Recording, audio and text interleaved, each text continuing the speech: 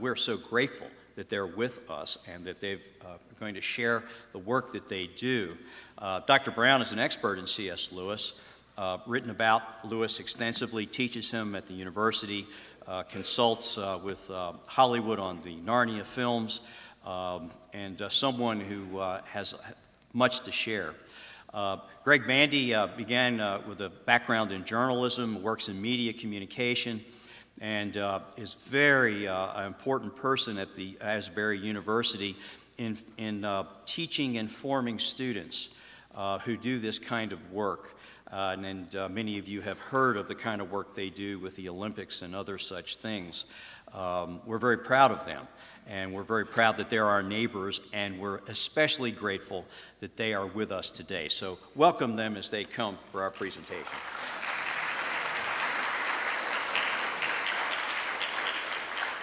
Thank you very much. It's great to be here. As was mentioned, my name is Devin Brown. I teach across the street at what is now referred to as Asbury University. Some of you may know we actually changed our name last week, so if from time to time we refer to it as Asbury College, don't be confused.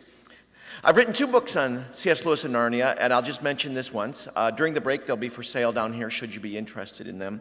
I was also on the advisory board and a contributor to another kind of exciting project. In October, a book that you might be interested in called The C.S. Lewis Bible is going to be published by Harper One. It does something that's been needed to be done for a long time. It takes all of the writings Lewis said about the Bible, various passages, and puts them right alongside the passage they discuss.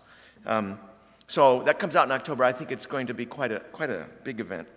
In 2008, I was scholar in residence at the Kilns, where I and 15 other participants in a seminar slept in Lewis's house, ate in his dining room. I taught a class in his library. I got to sleep in his bed. I may mention that a couple times, I don't know. I say this because I was not one of those people who grew up with Lewis. I teach a class at the university on Lewis and Tolkien, and I have students who read them when they were first able to read. I have students for whom these books were read to before they could read. If you believe some of them, I think some of them had these books, Narnia books, read to them while they were still in the womb. I was not one of those. I grew up in a blue-collar South Side suburb of Chicago. None of my people read Lewis. Nobody at my church, well, read at all, let alone Lewis. My older brother went off to college, and in the way of older brothers everywhere, he came home at Thanksgiving, and I was a 16-year-old sophomore in high school, and he threw a book on my bed, and he said, "You should read this." And I picked it up, and it was a book called The Lion, the Witch, and the Wardrobe. And I read it then when I was 16 and knew it was like no other book I had read before. I went on to discover there were 6 other books in that series. And when you finish those, there's a space trilogy and an odd book called The Screwtape Letters, and then all sorts of apologetic writings. I mention this because I'd like to begin my part of the talk, which will be somewhat of an introduction to Lewis, and to set the stage for Dr. Peterson's talk on Lewis, on evolution and intelligent design, by bringing you into Lewis at the same point I began. I want to begin with a video on The Lion, Witch, and Wardrobe that Greg Bandy and I made with a group of Asbury University students. At the end of our session, I don't know if there'll be questions or comments on our part of it. We're sort of setting the stage more than really being on the stage, in that we're talking a little bit about Lewis and the church, Lewis and imagination. But if there are questions about something that we could answer, remember I'm an English teacher, not a scientist, or a philosopher, we'd be happy to take questions or comments. But one of the things that might come up would be something like, how can you use Lewis to engage the general groups of your church? Well, Dr. Peterson, Greg Bandy, and I asked that question about 5 years ago when the first Narnia film was coming out. What could we do at the college to celebrate this moment? I mean, this is one of our people, right? On the world stage, this film that was coming out. So we put together something that kind of grew, and it ended up being called Narnia Night. And with the help of some Asbury students, one of whom drew the pictures that you'll see, we did this video which is called The Storyteller. It begins with a quote that I'll read to you. "The reader of this kind of book does not despise real woods because he has read of enchanted woods. The reading makes all real woods a little enchanted." In the summer of 1948, Clive Staples Lewis, like most men his age, must have paused more than once to consider his upcoming 50th birthday. As he looked out from his rooms in Oxford, surely he must have felt that the boy from the suburbs of Belfast had done pretty well, all things considered. Over the past 10 years, he had published a science fiction trilogy, a philosophical book on the problem of pain, a satirical novel about the afterlife, a treatise on miracles, and a book of letters from a devil named Screwtape, all successes. In addition, he had broadcast a series of talks on the BBC, received an honorary Doctor of Divinity degree from St. Andrews, and had even been featured on the cover of Time magazine. And so, in the summer of 1948, as Professor Lewis looked back over his 50 years, he must have found much to be proud of. But one project kept forcing its way back into his reflections, a story he had started 9 years ago, during the war. A story he had written the opening paragraph for, and then put away. A story about 4 children who went to stay with an old professor.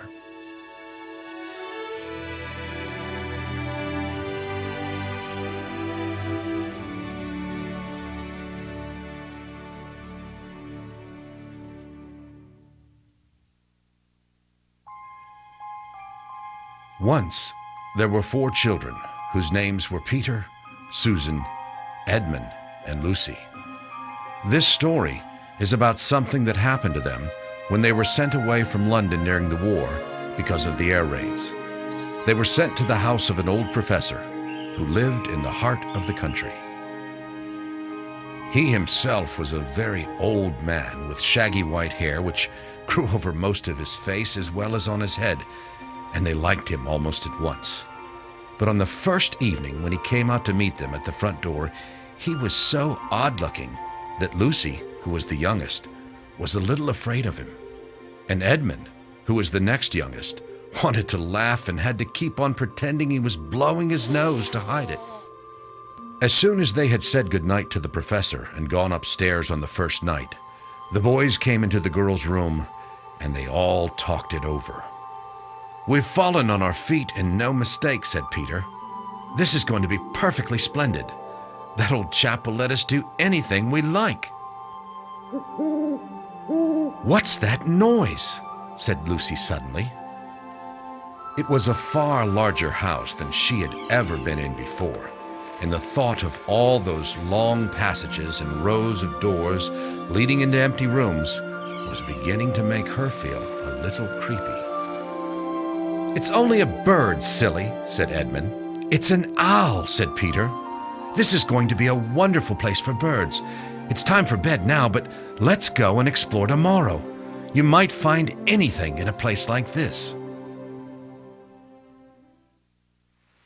But when the next morning came, there was a steady rain falling so thick that when you looked out of the window, you could see neither the mountains nor the woods, nor even the stream in the garden. "Of course it would be raining," said Edmund. "Do stop grumbling, Ed," said Susan. 10 to 1, it'll clear up in an hour or so, and in the meantime we're pretty well off. There's a wireless and lots of books." "Not for me," said Peter. "I'm going to explore in the house." Everyone agreed to this, and that was how the adventures began.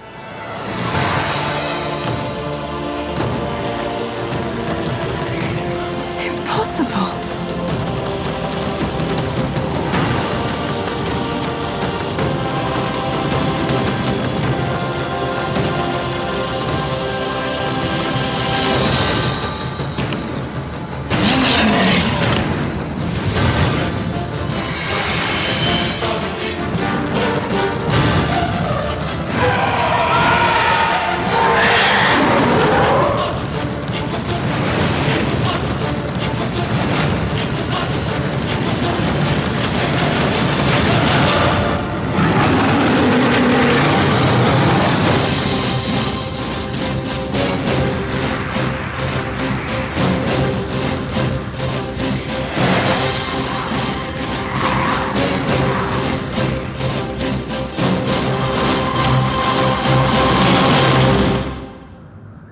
course, that was December 9th, 2005, almost 5 years ago. Since then, we've seen, besides The Lion, Witch, and Wardrobe, in 2008, Prince Caspian came out. In 2010, right around Christmas this year, we'll get a chance to see The Voyage of the Dawn Treader, which is finished filming and is now in post-production. Clive Staples Lewis was born in Belfast, Northern Ireland in 1898. And if you forget everything else I'll talk about today, you can go home and tell your friends that you know what CS stands for, Clive Staples, and possibly we can speculate why he used his initials rather than his name. Born in 1898, we can now say that his life, work, and legacy spans 3 centuries. And amazingly, it shows no sign of letting up or slowing down. In fact, we could argue that Lewis is more popular and more influential now here in the 21st century than ever before. Owen Barfield, who was Lewis's good friend and also his solicitor, he was in charge of Lewis's Agape Fund, where he put half of all of his money from all of his books, once wrote this about Lewis: a person who had read all that Lewis had written but had never had any personal contact with him might be pardoned for wondering if it were not one writer, but 3 who had been responsible for his many works. 3 men who just happened to have the same name and the same peculiar vigor of thought and utterance. Such a reader might, to avoid confusion, adopt the nomenclature L1, L2, and L3. L1 being the distinguished and original literary critic, L2 being the highly successful author of fiction, and L3 the writer of popular Christian apologetics. The unity of all these Lewises, Barfield continues, is as impressive, or even more impressive, than their diversity. Some have pointed to his style, Barfield writes, but the unity we find goes deeper than that. Consistency? Noticeable enough, but this is not what unites them. Sincerity, then, that comes nearer. But is this answer not truly satisfying? Many other writers are sincere, but they are not Lewis. No, Barfield concludes, there was something in the whole quality and structure of his thinking, something for which the best label I can find is presence of mind. If I were asked to expand on that, Barfield says, I can only say that somehow what he thought about everything was secretly present in what he said about anything. And so, following Barfield's distinctions, first we have Lewis the literary critic, the author of such seminal works as The Allegory of Love, The Discarded Image, works which, well, my people across the street read. Secondly, we have Lewis, the writer of imaginative fiction, works such as his space trilogy, The Screwtape Letters, The Chronicles of Narnia. And finally, we have the third Lewis, the writer of Christian apologetics, works like The Problem of Pain, Mere Christianity, and Miracles. But we could also take a different tact. We could also say there were really 2 different Lewises. Lewis, the serious atheist, and Lewis, the serious Christian. As a young boy, Lewis attended St. Mark's Anglican Church there in Belfast. As an adolescent, he quit going to church and became a dedicated atheist. At the age of 16, Lewis writes a letter to his best friend Arthur Greaves, and words that really become quite infamous. Here's what he said at 16, I believe in no religion. There is absolutely no proof of any of them, and from a philosophical standpoint, Christianity is not even the best. All religions, that is to say, all mythologies, to give them their proper name, are merely man's own invention. At around age 30, Lewis began the journey first to theism and then to Christianity. Earlier, he had discovered G.K. Chesterton and the Scottish Presbyterian writer George MacDonald, and they quickly became his favorite authors. In Lewis's autobiography, Surprised by Joy, he observes, a young man who wishes to remain a sound atheist cannot be too careful of his reading. There are traps everywhere. About his conversion to theism, Lewis wrote, finally, that which I greatly feared at last came upon me. In Trinity Term of 1929, I gave in and admitted that God was God, and knelt and prayed, perhaps that night the most dejected and reluctant convert in all England. At this point, Lewis came kicking and screaming to theism, to the belief that God was God. He had not come to the point to admit that Christ was Christ. That would come 2 years later. Late one night on September 19th, 1931, Lewis strolled down Addison's Walk, this rustic woodland path next to his college there in Oxford, with his two good friends, Hugo Dyson and someone named J.R.R. Tolkien. In fact, they strolled long into the night. When Tolkien left for home, it was well after midnight. And as they walked, Tolkien pointed out how Lewis loved myths and that the story of Christ was what might be called a true myth, the one myth that became history. Speaking of Tolkien, we could also talk of two sets of Lewises. One Lewis before he and Tolkien formed the reading and writing group called the Inklings, and the one that came afterwards. The Inklings were an informal group of Lewis and Tolkien's friends who met twice weekly for nearly 2 decades, beginning around 1930 and concluding around 1949. Each Thursday night they would assemble in Lewis's rooms at Magdalen College to talk, drink, and read aloud from their writings. They would meet on Tuesday mornings in the Eagle and Child, an Oxford pub. Today you can still stop by the Eagle and Child, and you can still sit in the same room where some of the world's favorite stories were read aloud for the very first time. Of course, we might also talk about the Lewis who was a confirmed bachelor, who lived with his brother Warren until, well, late into his 50s. And of course, this other Lewis, who was the head-over-heels devoted husband of Joy Gresham. The two met in 1952 and were married in a civil ceremony in 1956 to allow her to remain in the country. Then, after falling in love, they were married in an Anglican service a year later. Their romance, the story of Joy's battle with cancer, her miraculous recovery, the remission several years later, are the subject of the film Shadowlands, which I'm sure many of you have seen, where Anthony Hopkins played Lewis and Deborah Winger played Joy Gresham.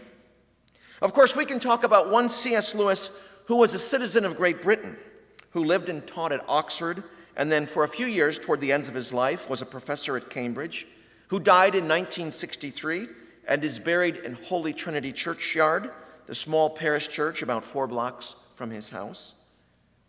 We can also talk about a second C.S. Lewis who's now a citizen of heaven, who wrote these words in The Weight of Glory: "You have never talked to a mere mortal. Nations, cultures, arts, civilizations, these are mortal. And their life, compared to ours, as the life of a gnat. It is immortals whom we joke with, work with, marry, snub, and exploit. Immortal horrors or everlasting splendors. This does not mean we are to be perpetually solemn. We must play, but our merriment must be of the kind, and it is in fact the merriest kind, which exists between people who have, from the outset, taken each other seriously. No flippancy, no superiority, no presumption. And our charity must be real and costly love. With deep feeling for the sins in spite of which we love the sinners, no mere tolerance or indulgence, which purities love as flippancy parodies merriment. Next to the blessed sacrament itself, your neighbor is the holiest object presented to your senses. In the 7th and final chronicle of Narnia, The Last Battle, we find words which hold true not just for the characters in the book, but also for C.S. Lewis, former resident of Oxford, now citizen of heaven. And for us, this is the end of all the stories, and we can most truly say that they all lived happily ever after. But for them, it was only the beginning of the real story. All their life in this world and all their adventures in Narnia had only been the cover and the title page. Now at last they were beginning chapter 1 of the great story, for which no one on earth has read, which goes on forever, in which every chapter is better than the one before. One C.S. Lewis wrote for the church, for seekers, those searching for the truth. But not just for them. Lewis also speaks to those brand new to the faith, those who want to give a reasoned answer for the hope that they have, but not for them either. Lewis also speaks to mature Christians, those who have been church members and have been studying God's word all their life. And in my opinion, it is these three C.S. Lewises, the one who writes for seekers, the one who inspires new Christians, and the one who takes mature Christians further in and further up in their faith, that's the most amazing of them all. A writer who can really reach and inspire and encourage all three kinds. Back in 2000, Christianity Today did a poll to determine which book should be included in their list of the top 10 Christian books of the century. They asked a number of church leaders and their contributors from all over the world to submit their nominations for the very best Christian book of the previous 100 years. And by best books, they meant this: books that not only were important when first published, but books which also had enduring significance. Mere Christianity was chosen as the number one in their top 10 list. And what is more, the editors decided, perhaps had to, make an exception and declare that the number one spot would just be given to Lewis, the author, rather than to a specific book. Otherwise, as they explained, his books would have crowded out most of the other books in the top 10. If one C.S. Lewis wrote for the church, there was another C.S. Lewis who wrote for the world. 2 weeks ago, I was in LA for a summit on Narnia that was hosted by Walden Media, and I got to be on a panel with Michael Apted, who's directing the third film. Someone asked him, Mr. Apted, you've done some amazing movies, right? He directed Coal Miner's Daughter. He was the director for Gorillas in the Mist. He did a Bond film. What drew you to these Narnia films? And he had an interesting answer. He said that what first excited him about this project is the way these films have gone all over the world. He noted that while they're very popular in the English-speaking world, North America, the UK, Australia, New Zealand, they're also just as popular in the Mandarin-speaking world and many other cultures as well. There's something about Lewis that transcends time and place and speaks to all people. Finally, there's one C.S. Lewis who was a man of great imagination, and a second C.S. Lewis who was a man of profound reasoning. Lewis received 2 degrees from Oxford, and I think this is where we can trace it to. And he got first-class degrees in both fields, one in philosophy and one in literature. And we can see these two sides of him, the imaginative mind and the rational mind, displayed in different works. To set the stage for Dr. Peterson's talk after break, I want to conclude with a final video clip. It's taken from The Magician's Nephew. In The Magician's Nephew, we go back in time, and the professor gets to go back, and we witness Narnia's creation. Here Lewis presents, I would say, an imaginative account. He might have said a mythopoeic account. You might call it a metaphorical account of Narnia's creation. Aslan begins in darkness and silence. He begins to sing, right? In this video, watch as at the beginning all is dark, and Aslan first creates light, then the stars, then the sun, next plants, finally animals, and then Narnia's version of humans, the talking animals. We have it completely dark because we're going to begin in darkness.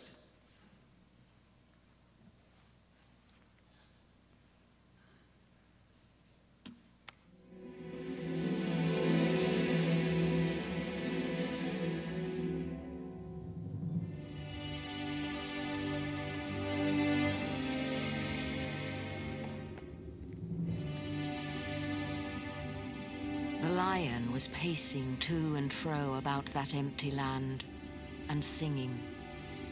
There were no words. There was hardly even a tune.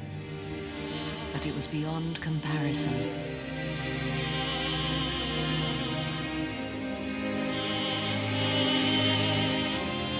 And as he sang, the blackness overhead, all at once, was blazing with stars.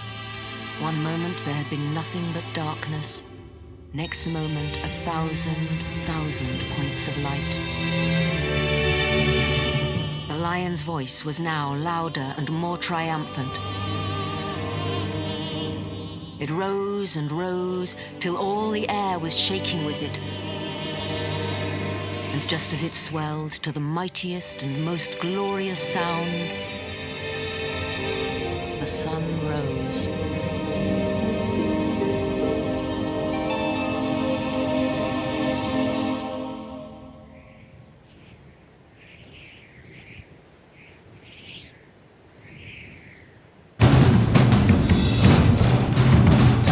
And as he walked, the valley grew green with grass, making that young world every moment softer.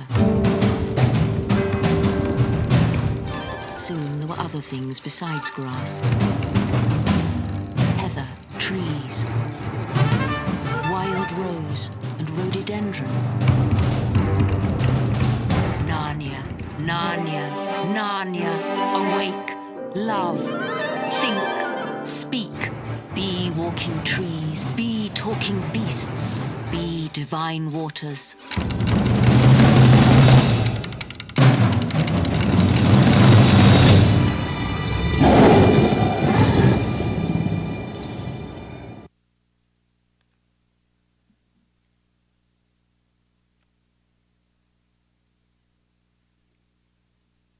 At this point, I'm happy to turn my talk over to my good friend, Greg Bandy.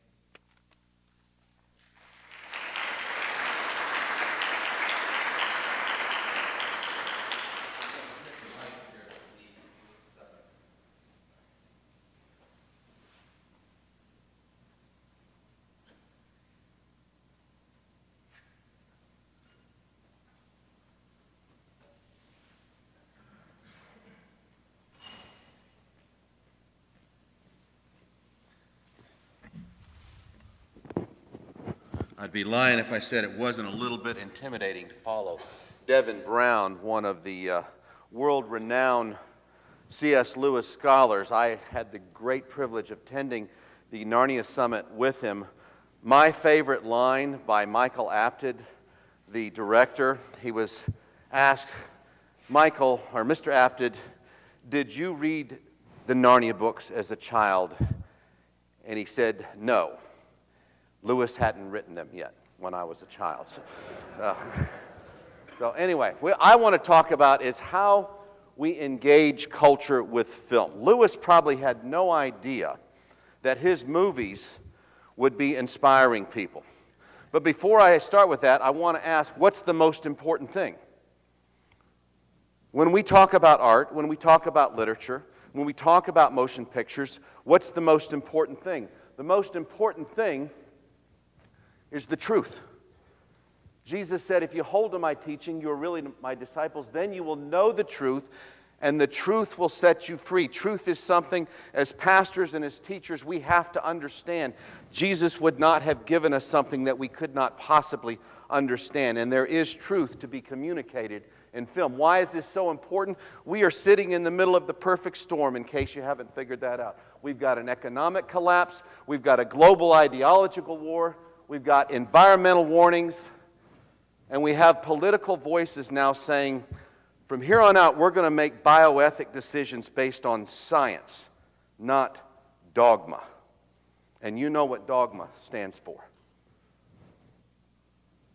There is no transcendent truth, and it is being played out in movies. It is being played out with important voices. It's being played out in the media. This is a bus that's actually running around in London. There's several buses, and if you can't read it, this is exactly what it says. There's probably no God. Now stop worrying and enjoy your life. And someone has taken out a campaign in London with this advertising message.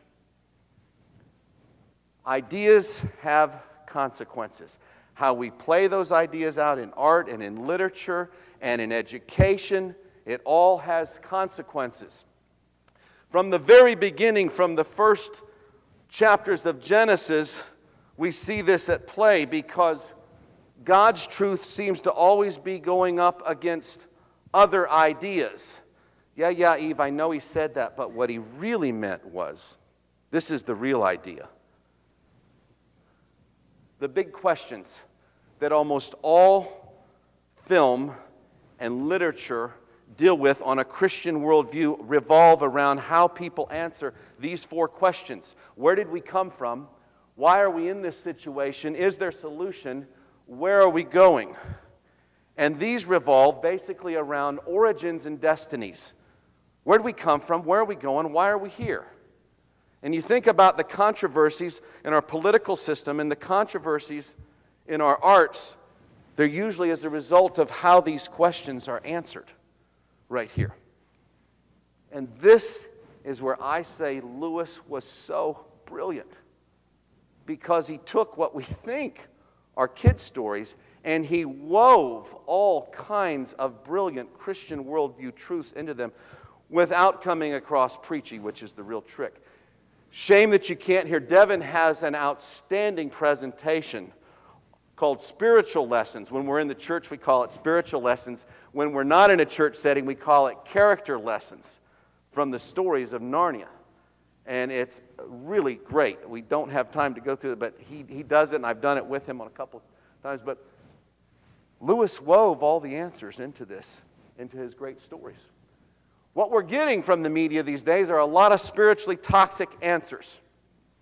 Dawkins' book, everybody on iTunes, you notice how much of our entertainment has this on it right here, explicit content.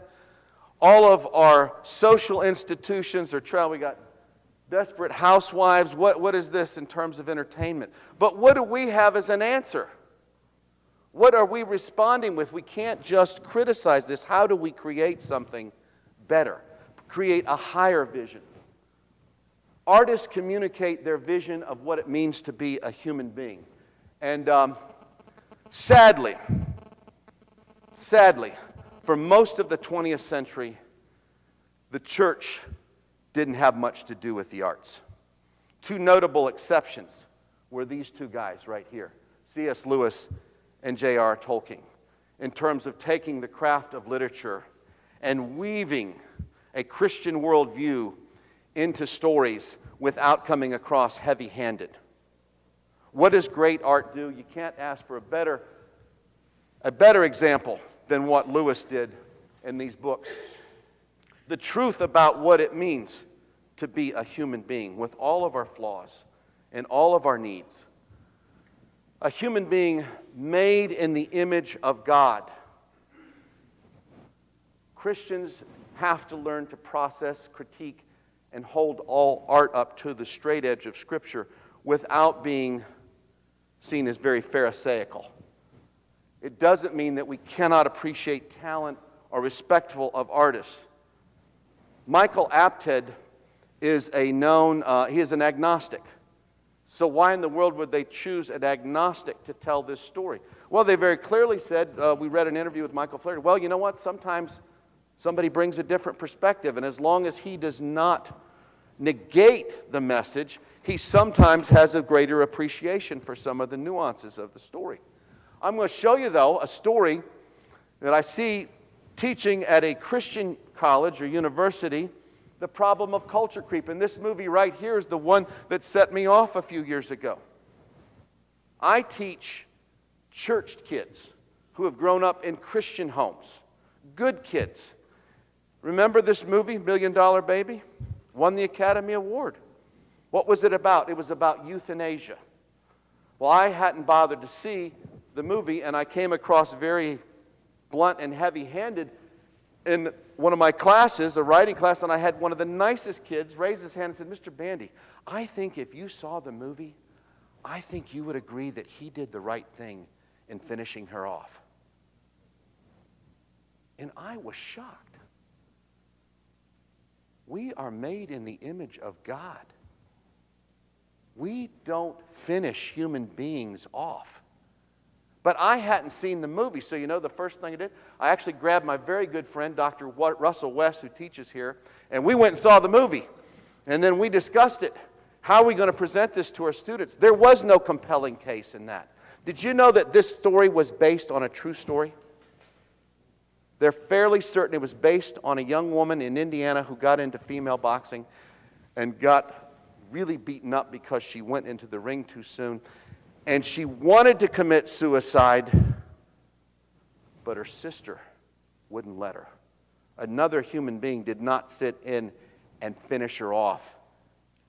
She assisted her back to redemption, to grace, that you can live a full life. You don't think you can live a full life? Let's talk to Johnny Erickson. We have examples. We have our stories, folks, that are superior, and I don't mean that in an arrogant sense, but we have stories that can communicate the truth in a loving and a gracious and a winsome manner. How do we process? This is the other thing that concerns me, is within the church, we are not learning how to process media. It doesn't mean we don't watch media. I grew up in an environment, probably like many of you, where Christians didn't go to movies. First two schools I went to, they didn't allow you to go see. Asbury College was the first place where I was allowed officially to go see a movie. Are we putting things through a biblical analysis? Are we asking for the Holy Spirit's discernment? How are we putting the mind of Christ on people? How are we giving them that framework to understand and deal with this? I like this movie. It's rated R, but this had a very redemptive story. He said that he was not for euthanasia. He just wanted people to talk about it. But this movie, you can't help but watch this movie and think there is a redemptive aspect to this storytelling. Do I throw it out because it's rated R, or do I look at the deeper meaning of it and realize most of life is rated R, and there's quite a few passages in Scripture were rated R? How do we handle that? Here's one of my favorite movies to talk about in terms of how science, and I'm going to throw this in, I know I'm dealing with Lewis, but Inherit the Wind. Did you know that a federal judge actually said, I need to review that movie to make sure I understand how this whole thing with the monkey trial is being handled? Well, nothing could be further from the truth. What did the movie leave out? What did it include? What was historical truth? They don't talk about Hunter's civic biology book, what was in that book. They don't talk about eugenics. They don't talk about Mencken's bigotry, his rabid racism. They don't talk about Darrow's hypocrisy. In this story, he pushes evolution. He pushes things of eugenics. Did you know that he defended Leopold and Loeb? He actually used it as a defense and said, no wonder these brilliant young Jewish men tried to commit the perfect murder for kicks. Their minds were filled with all this crazy stuff. Eugenics. They didn't know the difference between right and wrong. Beyond criticism, how can we create something better? Remember I said we have the stories.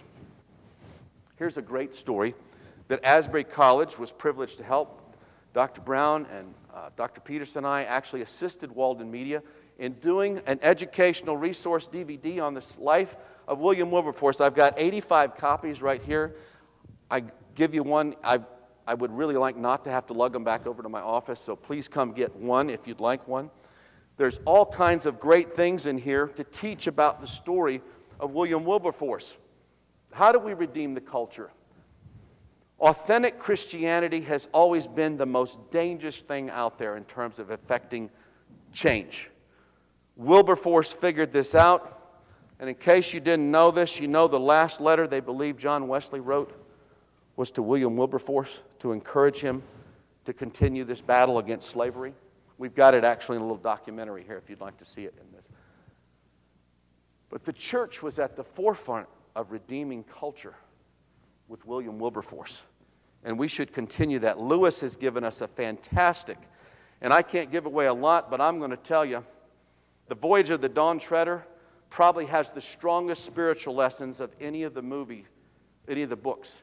And if you're a pastor, you're probably going to have a great big softball to hit here when it comes out with that. So the example of Lewis, what I really like, there was only one voice that was better known than Lewis's during World War II. That was of Winston Churchill.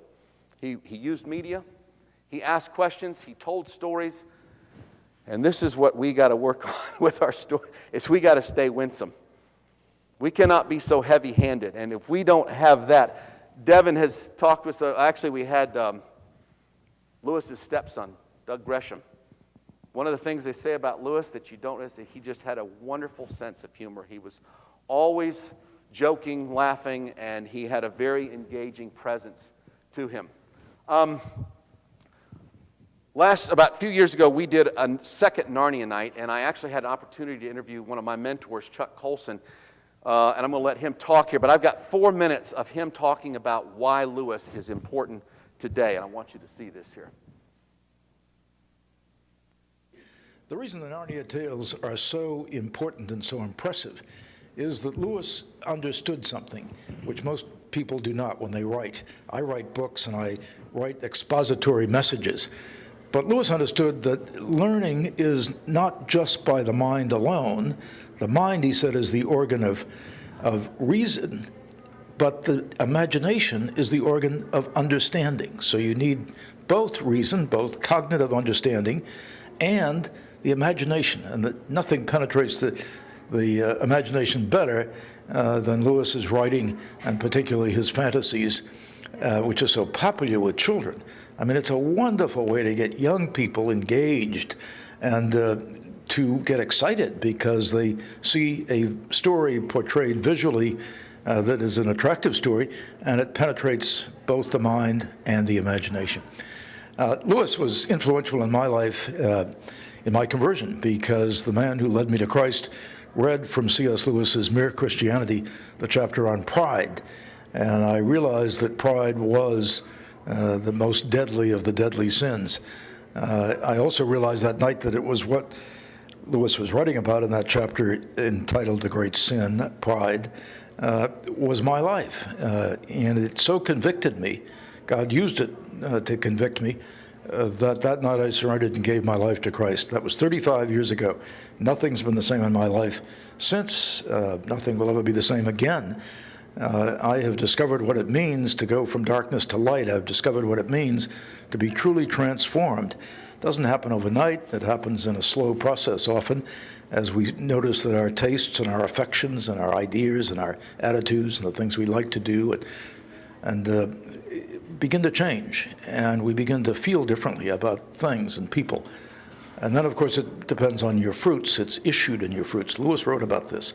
It is critical that as we call ourselves Christians, that we see some differences being made in the lives of people around us and in the kinds of things we are doing to demonstrate the gospel, the things that God is calling us to do out of gratitude to Him for His Son's death on the cross in our place. Lewis's writings, however, don't stop with the Narnia tales. Don't stop with the fiction literature. Start reading some of his teaching, because he has the most marvelous way to teach very fundamental truths with very simple examples. For example, he talks about naturalism, the idea that there is not a creator, that we are simply a material product. We are the result of some natural processes of evolution. And he says people who believe that have a deep problem, because they have to rely upon a brain that was formed by a natural process to make an informed judgment. So how can they know that their brain is reliable? He said naturalism is like someone trying to lift himself up by his collar. He won't be able to get off the ground, but he may strangle himself. I just love the way Lewis would take simple examples like that. Romans 2 says the law is written on our hearts, and that we know what is right and wrong because it is innate to us. It is the way we are made. That's what the Bible says. Lewis says, when you're a little child and somebody takes your ruler, you say, hey, give me back my ruler. Just little babies understand that something belongs to them and something doesn't belong to them. So Lewis wrote in the most accessible way possible. He was, of course, one of the great intellects of the 20th century. He was one of the great writers. He was one of the great teachers. He was a scholar in medieval literature. But he wrote prophetic things. He saw in much of his writings, the abolition of man, the problem of pain, much of his writings, he saw what was coming in deconstruction. If you read that wonderful essay, Men Without Chests, it's one of my all-time favorites, you'll see that he's talking about the Green Book, and he's talking about two different perspectives on it. One says it's beautiful, one says it's sublime, and he's saying it's not a question of feeling, there is objective reality. And he goes on to make some very fundamental points, which both have been pointed towards the postmodern, deconstructionist age in which we live, but also contains such profound truth about life and about reality.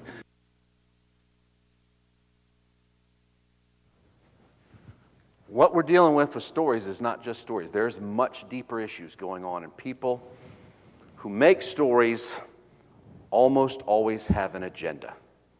And we are going up not against flesh and blood, but against the powers of this dark world and against spiritual forces of evil in the heavenly realm. I'm not trying to be heavy-handed here. I'm just saying there's a much deeper issue. Stories are important. How we present stories is important.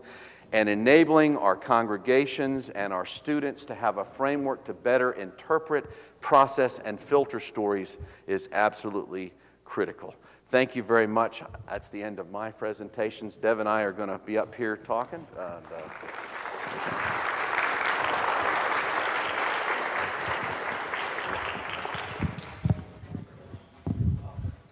Well, we do have a few moments.